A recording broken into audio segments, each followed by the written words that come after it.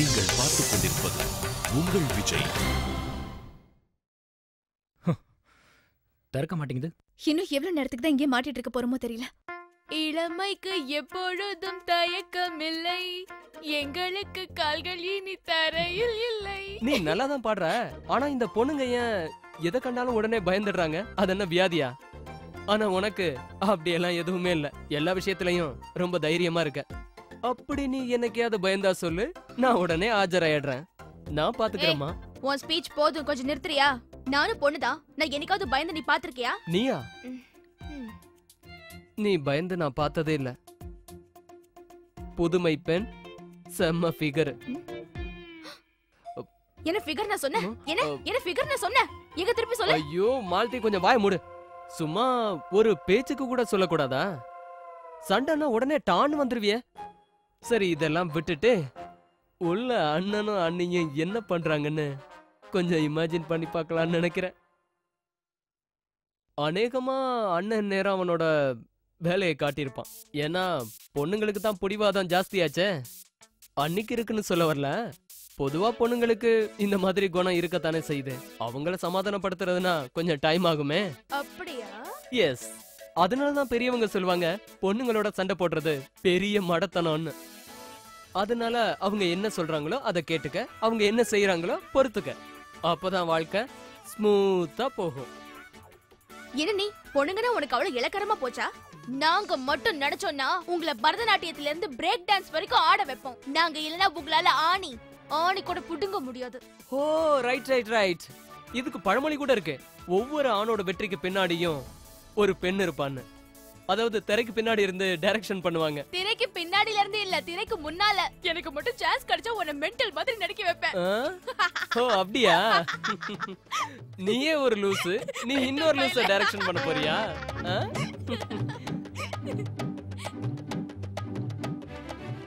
இப்ப உங்களுக்கு சந்தோஷம் தானே? விஸ்வாவும் மாலத்தியும் வெளியே நல்லா சிரிச்சு பேசிட்டு இருக்காங்க. உங்களுக்கு ரொம்ப நிம்மதியா இருக்குமே அவங்க அரட்டை அடிக்கிறத பார்த்து. நான் ஒரு கையால் ஆகாதவ. நீ சொல்றத பார்த்தா நானே இந்த பிளானை போட்டு எங்க ரெண்டு பேரையும் கடைக்குள்ள வச்சு ஷட்டரை பூட்டிட்டு நீங்க ரெண்டு பேரும் வெளியே நின்று ஜாலியா சிரிச்சு பேசிட்டு இருக்கேன்னு சொன்ன மாதிரி இல்ல சொல்ற? ஆக்சுவலி என்ன ப்ராப்ளம் தெரியுமா? இந்த பொண்டாட்டிங்கனாலே எப்பவுமே இப்படிதான், முன்ன பின்ன யோசிக்காம வாய்க்கு வந்தபடி பேசுவீங்க.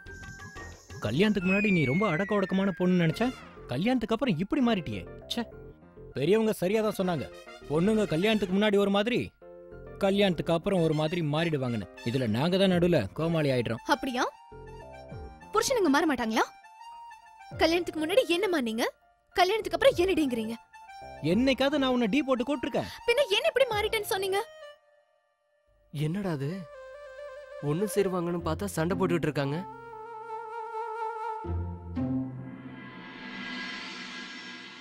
பார்ட்னர், நீ என்ன மன்னிச்சிட்டியா? இல்ல. நினைச்சேன் பொண்ணுங்களே இந்த மாதிரி பிகு பண்ணிக்குவீங்கன்னு. பொண்ணுங்களை பத்தி நல்லாவே தெரிஞ்சு வச்சிருக்கேன், ஆனா அவங்கள மட்டும் ஏன் புரிஞ்சுக்கவே மாட்டேங்கிற? ஏன்னா உங்களை பத்தி புராணங்கள்லயே ரொம்ப தெளிவா எழுதி வச்சிருக்காங்களே. இன்னொரு விஷயம் தெரியுமா? எல்லா பொண்ணுங்களுக்குமே அவங்க சாப்பிடுற சாப்பாட்டு செலவை விட அவங்க யூஸ் பண்ற காஸ்மெட்டிக் செலவு தான் அதிகம். காலு ஒரு ஜோடி, ஆனா செருப்பு மட்டும் 100 ஜோடி. அலமாரிய திறந்தாலே ஒரே துணி தான். அப்படி இருந்தும் எனக்கு போட்டுக்க நல்ல ட்ரெஸ்ஸே இல்ல, நான் எப்படி பார்ட்டிக்கு போறதுன்னு சொல்லுவாங்க. ஆனா பசங்களை எடுத்துக்கேன், ஜீன்ஸ் போட்டோமா, ஷர்ட்டை போட்டோமா, தலை சீவனமா, அவ்வளவுதான் போயிட்டே இருப்போம். ஆனா நீங்க என்ன போட்டுக்கணும்னு யோசிக்கிறதுக்கே டைம் செலவழிப்பீங்க. நீங்க யோசிக்கிறதுக்குள்ள அங்க பார்ட்டியே முடிஞ்சிடும். அது மட்டும் இல்ல, ரெடி ஆகிறதுக்குள்ள விடிஞ்சே போயிடும். அதுக்கப்புறம் சும்மா விடுவீங்களா? என்னோட மேக்கப் பாருங்க, எனக்கு சரியாவே செட் ஆகலம்பீங்க.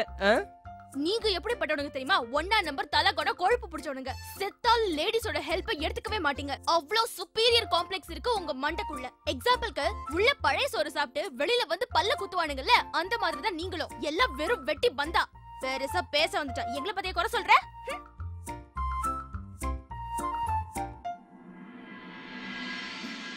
பார்ட்னர், நாம உயிருக்கு உயிரா யார நினைக்கிறோமோ அவங்க கிட்ட உதவி கேட்க மாட்டோம். இது உன் கொள்கைக்கு எதிராக தெரியுதுல்ல? இருந்தாலும் முதல்ல பிடிக்காத விஷயத்த செஞ்சாதானே பிடிச்சவங்க மனசுல இடம் பிடிக்க முடியும். அதாவது மஜ்னு லைலா கிட்ட செஞ்ச மாதிரி, ரோமியோ ஜூலியட் கிட்ட செஞ்ச மாதிரி. அப்புறம் நான் உன்கிட்ட என்ன? ஆ, ஆ, அது எனக்கு தாகமா இருக்க, தண்ணி குடிச்சிட்டு வந்துடுறேன்.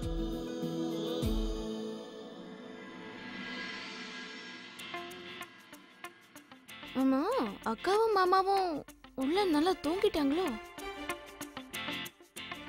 அக்கா, நீ எப்படி இருக்க? மாலதி, நான் நல்லதா இருக்கேன். எனக்கு ஒண்ணும் இல்ல. தாமு வந்துட்டானா? அக்கா வந்துகிட்டே இருக்கா, நீ ஒண்ணும் பயப்படாத. நீ எதுக்குக்கா டென்ஷன் ஆகுற? அதான் மாமா உன் பக்கத்துல இருக்காருல்ல. மாமா, அக்காவை கொஞ்சம் காத்தோட்டமா இருக்க விடுங்க, இல்லன்னா மூச்சு வாங்குறதுக்கு ரொம்ப கஷ்டப்படுவா. ஃபேன் போட்டுமா? சரி. சரி சரி, எல்லாம் சரியாயிடுச்சுன்னு நினைக்கிறேன். இல்ல இல்ல இல்ல, அக்கா சரின்னு தான் சொன்னா. அதுக்கு மேல ஒரு வார்த்தை கூட பேசல. மூட் ஆஃப் ஆன மாதிரி இருக்கா. அவளுக்கு இன்னும் கோவம் குறையலன்னு நினைக்கிறேன். ஒரு பொண்ணு என்ன நினைக்கிறா, என்ன பேசுறாங்கிறது உங்களுக்கு தெரியணும்னா உங்களுக்கு இந்த ஜென்மம் மட்டும் இல்ல, 10 ஜென்மம் எடுத்தாலும் உங்களுக்கு புரியாது. அது மட்டும் இல்ல, பொண்ணுங்களை பத்தி பேசுற அளவுக்கு உங்களுக்கு இன்னும் மெச்சூரிட்டியே வரல. ஐ நோ, பட் இப்போ உங்க அக்காவுக்கு கோவம் கொஞ்சம் குறைஞ்ச மாதிரி தெரியுது. இல்ல இல்ல இல்ல, அப்படி ஏதாவது ஆயிருந்ததுன்னா என் ஆண்டனா உடனே எனக்கு சிக்னல் கொடுத்திருக்கும். அந்த மாதிரி எந்த சிக்னலும் கொடுக்கல. என்ன உன் ஆண்டனாவை தேடிட்டு இருக்க. சரி, இந்த பிளானும் சொதப்பிடுச்சு. தாமு,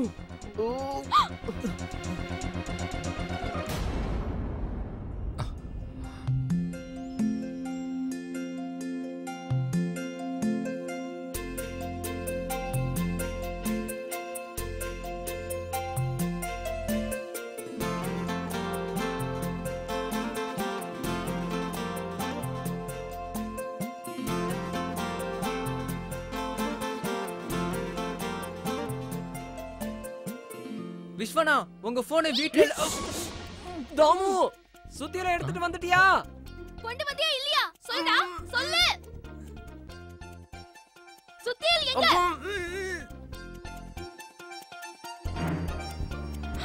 ஓ அங்கிள்.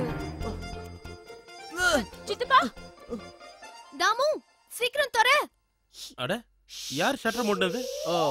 அங்கிள், ஒரு சின்ன ரிப்பேர் ஆயிடுச்சு, இதோ செக் பண்ணிடுறேன்.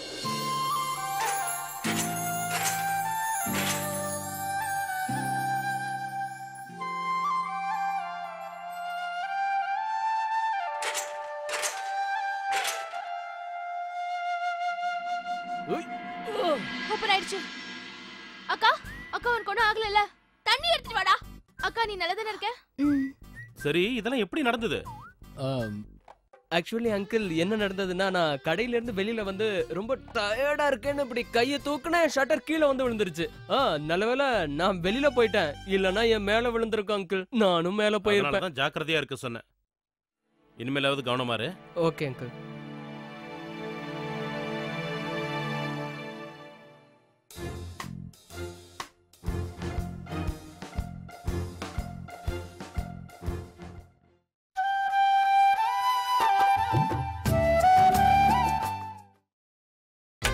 நீங்கள் பார்த்துக் கொண்டிருப்பது உங்கள் விஜய்.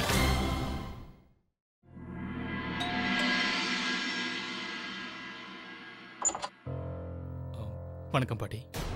மதன், உள்ள வாங்க. அங்கிளோட கடை தீப்பிடிச்சு எரிஞ்சு போச்சுன்னு கேள்விப்பட்டேன். மனசுக்கு ரொம்ப கஷ்டமா இருந்தது. அந்த கடவுளோட கிருபையால எல்லாம் சரியாயிடுச்சு தம்பி.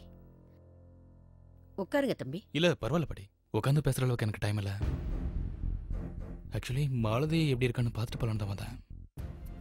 நான் மாலதி கிட்ட ஃபோன் பண்ணி இதை பற்றி கேட்டேன். அவள் ஃபர்ஸ்ட் ட்ரீட்மெண்ட்டோட சைட் எஃபெக்ட்ஸ் குறையலன்னு சொன்னா. அவள் எங்கே இருக்கா, கொஞ்சம் கூப்பிடுங்களேன். ஆனா இப்படி ஒரு பிரச்சனை அவளுக்கு இருக்குதுன்னு எங்ககிட்ட சொல்லவே இல்லையே. அவள் உங்களை கஷ்டப்படுத்தக்கூடாதுன்னு நினச்சாலே என்னவோ. பட் எனிவேஸ், ஒரு ப்ரிஸ்கிரிப்ஷன் கொண்டு வந்திருக்கேன். இது பெரிய டாக்டர்கிட்ட கன்சல்ட் பண்ணதுக்கப்புறமா அவர் எழுதி கொடுத்தது. இதில் இருக்கிறத அவளுக்கு தவறாமல் கொடுங்க. கீழே இருக்கிறது ஆன்டி ஆக்சிடென்ட்ஸ். இது அவள் உடம்புல சப்ளிமெண்ட் மாதிரி வேலை செய்யும். அடிக்கடி வலி வராத. அப்புறம் பாட்டி, மாலதி அடுத்த செஷனுக்கு வரதுக்கு ரெடியாக இல்லைன்னு சொன்னா. அதோட வினையும் ஜீவிதாவும் அவங்க ஊருக்கு திரும்பி போகிற வரைக்கும் ட்ரீட்மெண்ட் எடுத்துக்க மாட்டேன்னு அடம் பிடிக்கிறான். நான் அவளுக்கு எவ்வளோ புரிய வைக்கலான்னு ட்ரை பண்ணேன், ஆனால் அவள் புரிஞ்சிக்கவே மாட்டேன்றா. நீங்களாவது கொஞ்சம் அவளுக்கு புரிய வைங்க. ஏன்னா அவள் ட்ரீட்மெண்ட் எடுத்துக்கிறது ரொம்ப முக்கியம். இதை லேட் பண்ண அவளோட உயிருக்கு ஆபத்தாக கூட முடியும். பாட்டி பாட்டி எல்லாம் வண்டியில வந்துட்டு இருக்காங்க. எல்லாரும் ரொம்ப டயர்டா ரொம்ப பசியோட வந்துட்டு இருக்காங்க. எனக்கு வண்டியில உட்காரத்துக்கு இடம் இல்லாதனால நான் ஷார்ட்கட் பிடிச்சி ஓடி வந்துட்டேன். அப்புறம் நான் அப்புறம் வரேன் பாட்டி. மதன் தம்பி, ஜீவிதாவும் வினயும் வந்துட்டு இருக்காங்களா? உங்களை இங்க பார்த்தா நீங்க எதுக்காக வந்திருக்கீங்கிற காரணத்தை சொல்ல வேண்டியிருக்கும். தம்பி, நான் எதுக்காக சொல்றேன்னு உங்களுக்கு புரியுதுல்ல? சரி பாட்டி, நான் கிளம்புறேன், போய்ட்றேன். ரொம்ப ரொம்ப நன்றி தம்பி.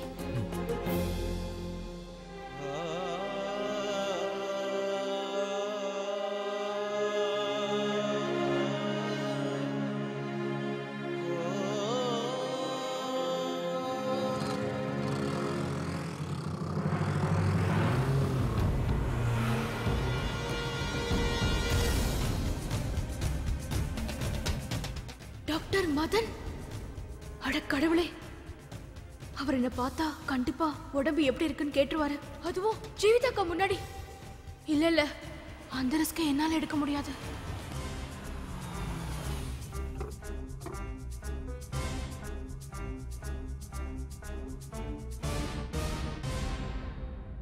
டாக்டர் மதன் வந்துட்டு போறாரு.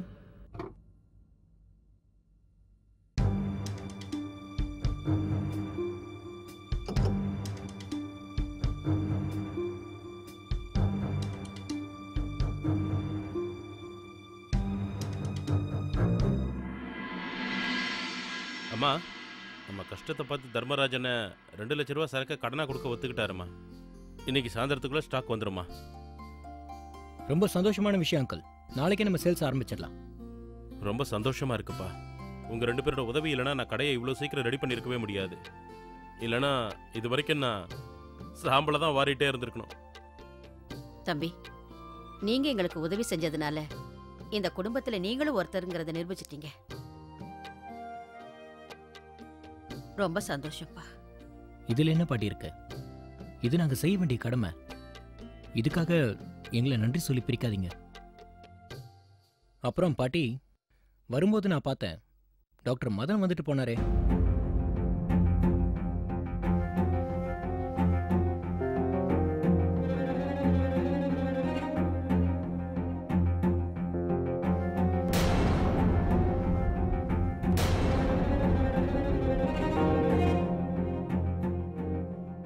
ஏன் பாட்டி, எதுவும் பிரச்சனை இல்லையே?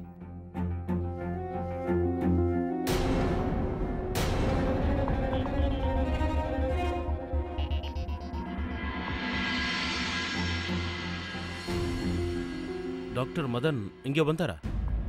ஆமா, நான் போன வாரம் செக்கப்க்கு ஹாஸ்பிட்டல் போகலல்ல, எப்படி இருக்கீங்கன்னு கேட்டு விசாரிக்க வந்தார். மூட்டு வலிக்கு மருந்தும் கொடுத்துட்டு போயிருக்காரு.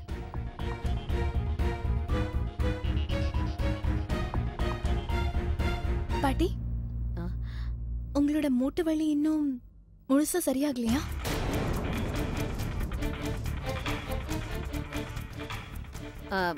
அது ஜீவிதா, இந்த வயசுல இது சகஜம் தானே.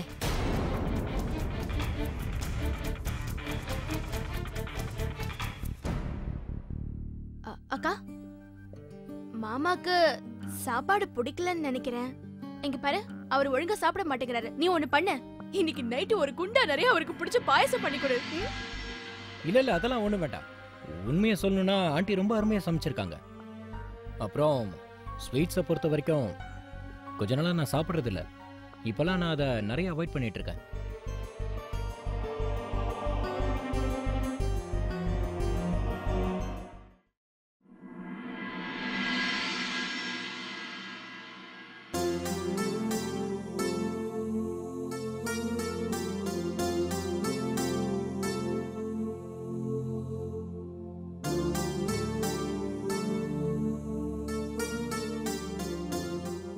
என்னங்க,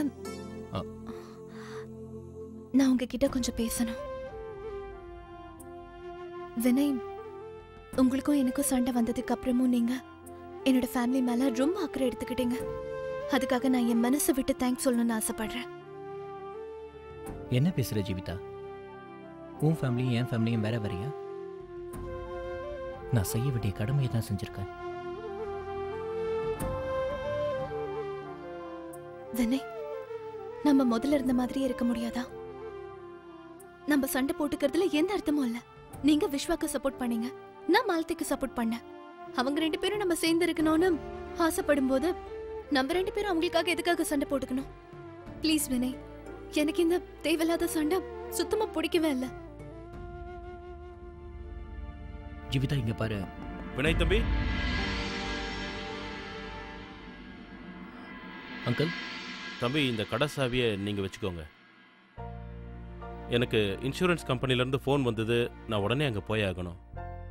நான் உங்களை அப்புறம் வந்து கடையில் பார்க்குறேன். ஓகே? சரிங்க அங்கிள். என்னம்மா ஜீவிதா, உங்க சித்தி உன்னை தேடிட்டு இருக்காமா? ஏதோ புது ஐட்டம் சமைக்கணும்னு சொல்லிட்டு இருந்தா. போமா.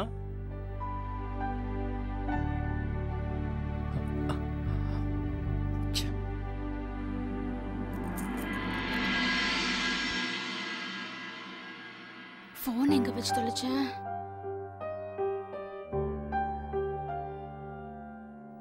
ஒரு நிமிஷம் மாலதி, உன்கிட்ட கொஞ்சம் பேச பாட்டி, வேண்டியது. ஒரு urgent வா வேலை சொல்றேன். இருக்கு. பாட்டி, நான் போயிட்டு உடனே வந்துடுறேன். இப்படி பாட்டி, உட்காரு. டாக்டர் மதன் வந்திருந்தாரு. நீ அவர்கிட்ட ட்ரீட்மெண்ட் எடுத்துக்க மாட்டேன்னு சொன்னியாமே, உனக்கு சைடு எஃபெக்ட் இன்னும் போகலன்னு என்கிட்ட கூட நீ சொல்லலையே. உனக்கு மருந்து கொடுத்துட்டு போயிருக்காரு. பாட்டி, இத பத்தில பேசுறதுக்கு டைம் இல்ல. நான் ரொம்ப பிஸியா இருக்கேன். ப்ளீஸ். எவ்வளவு பிஸியா இருந்தாலும் நீ ட்ரீட்மெண்ட் கண்டிப்பா எடுத்துக்கிட்டு தான் ஆகணும். பாட்டி, அக்காவும் மாமாவும் இருக்கும்போது இது பாசிபிள் இல்ல. எதுக்காக இப்படி எல்லாம் பேசுற? நீ ட்ரீட்மெண்ட் எடுத்துக்க மாட்டேன்னு சொல்றது எனக்கு கொஞ்சம் கூட பிடிக்கல. மாலதி, ஜீவிதாவும் வினயும் இங்க இருக்கிறதுனால உனக்கு என்ன பிரச்சனை? நான் யாருக்கும் தெரியாம பாத்துக்கிறேன். நீ இந்த ட்ரீட்மெண்ட்டை கண்டிப்பா எடுத்துக்கணும். பாட்டி, நான் இப்ப கடைக்கு ரொம்ப அவசியமா போயே ஆகணும். அக்காவும் மாமாவும் ஊருக்கு போனதுக்கு அப்புறம் என்ன பெர்மனன்ட்டா ஹாஸ்பிடல்லே சேர்த்துருங்க. நான் கண்டிப்பா எதுவுமே சொல்ல மாட்டேன். ஆனா இப்ப என்ன கடைக்கு போக விடுங்க. நாம அப்புறமா பேசலாம். பை. மாலதி,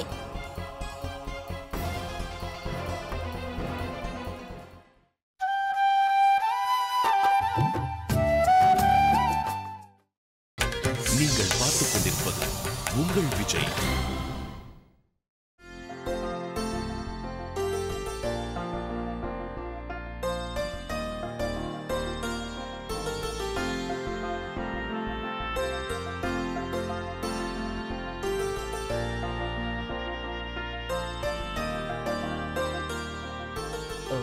பார்ட்னர்,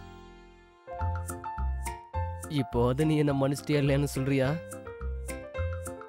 இப்போ நான் உன்னை பத்தி யோசிக்கிறதுக்கான டைம் என்கிட்ட இல்ல.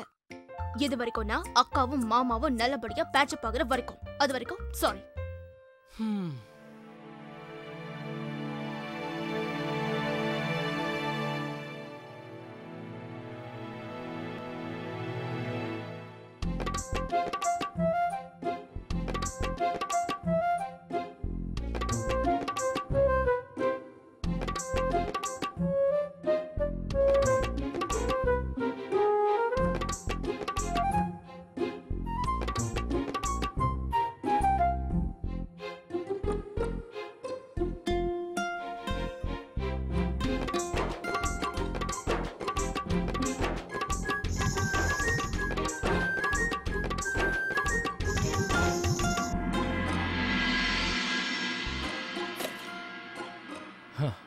இங்க பாரா, நீ நினைக்கிற மாதிரி இந்த நாடகத்தை ஜீவிதா கிட்ட ரொம்ப நேரத்துக்கு நடத்த முடியாது. கொஞ்சம் புரிஞ்சுக்கோடா. அவ வருத்தப்படுறதை என்னால பார்த்துட்டு இருக்க முடியல. டேய், அவளோட ஃபீலிங்ஸோட நான் நிறைய விளையாடிட்டேன்டா. ப்ளீஸ் இதோட எல்லாத்தையும் நிறுத்திக்கலாம். நீ எந்த விஷயத்துக்காக இந்த ஊருக்கு வந்தியோ ப்ளீஸ் மாலதி கிட்ட போய் அந்த விஷயத்தை சீக்கிரமா சொல்லு. ஆனா அது இப்ப முடியாதுண்ணா. ஏன்னா மாலதி இப்ப வேற மூட்ல இருக்கா. நீங்களும் அண்ணியும் சண்டை போட்டுட்டு இருக்கதா அவன் நினைச்சிட்டு இருக்கா. நீங்க 2 பேரும் ஒண்ணு சேர வரைக்கும் அவன் எதையும் கேட்க தயாரா இல்ல. அது வரைக்கும் என் மனசை பூட்டி வைக்க வேண்டியதான். இங்க பாரு விஸ்வா, இந்த விஷயத்தை உனக்கு எப்படி புரிய வைக்கிறதுன்னு தெரியல. இருந்தாலும் இதுக்கு மேல என் வைஃப் கூட என்னால சண்டை போட்டுக்கிட்டு இருக்க முடியாது. இது இப்படியே தொடர்ந்து போச்சுன்னு வச்சுக்கோ, கடைசியில என் வைஃபை பிரிஞ்சு நான் ரோட்ல வந்து நிக்க வேண்டியதுதான். அப்படி நடக்கணும்னு ஆசைப்படுறியா? ப்ளீஸ்டா, கொஞ்சம் புரிஞ்சுக்கோடா.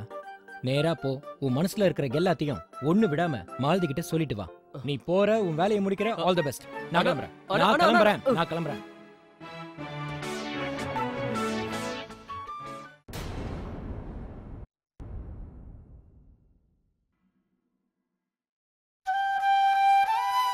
ஆ